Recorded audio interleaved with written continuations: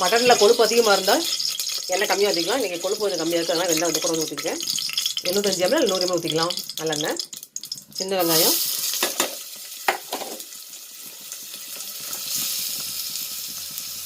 கருவேப்பிலை,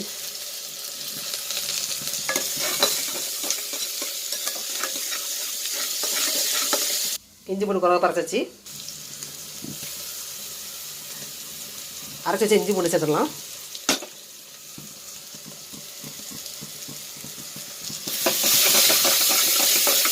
இஞ்சி பூண்டை நல்லா கழுவிட்டுக்கலாம், பச்சை வாடை போகிற மாதிரி.